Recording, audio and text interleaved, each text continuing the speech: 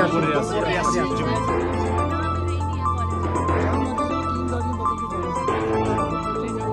me, sir. I think just take a picture.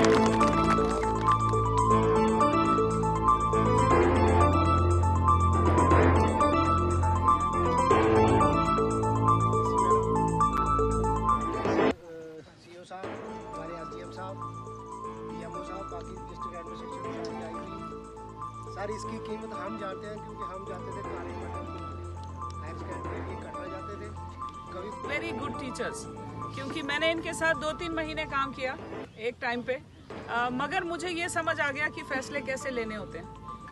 Sir के पास logic हो, सच्चाई सामने आए, सर फैसला लेने में टाइम नहीं लगाते। So sir you have taught me how to decide very fast and genuinely. इसके बाद बहुत ज़रूरी और बहुत इम्पोर्टेंट मुबारकबाद यहाँ के लोगों को है। एक जोर से ताली बजाओ अपने लिए। अभी मजा नहीं आ रहा, सुनाई नहीं दे रहा, वहाँ लोग नहीं बजा रहे क्योंकि ये ताली आपके खुद के लिए है।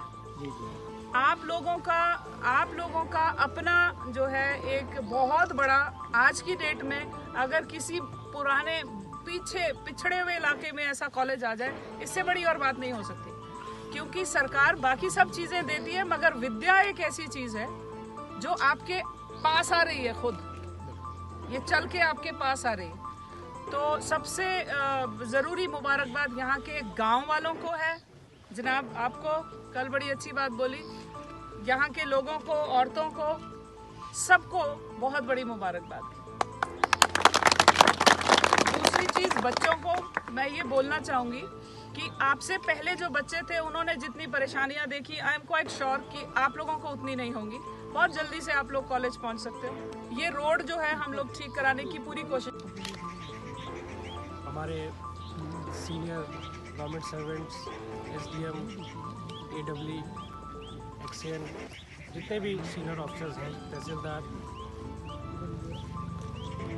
सरपंच और मेरे साथियों और बच्चों, ये इलाका मेरे लिए एक तरीके से देवस्थान है, क्योंकि मैंने यहाँ पर काफ़ी वक्त बिताया है माता वैष्णो देवी जी की सेवा में। जब मैं श्राइन बोर्ड में पोस्टेड था, उसके बाद जब भी हम इस तरफ आते हैं तो पूरी श्रद्धा के साथ आते हैं। आज एक अलग मकसद से मैं यहाँ आपके बीच में आया हूँ और मुझे खुशी है कि ये डेवलपमेंट का जो ये प्रोजेक्ट है, यहाँ पे डिग्री कॉलेज जो है, ये आप लोगों को समर्पित किया जा रहा है सरकार की तरफ से। हमारे चीफ सेक्रेटरी ने कुछ अफसरों की एक कमेटी बनाई थी, जिनको कहा था कि आप देखें कि इस स्टेट में कहाँ कॉलेजेस की ज़रूरत है और उसके हिसाब से देखें कि हम सबके साथ जस्टिस कर सकें।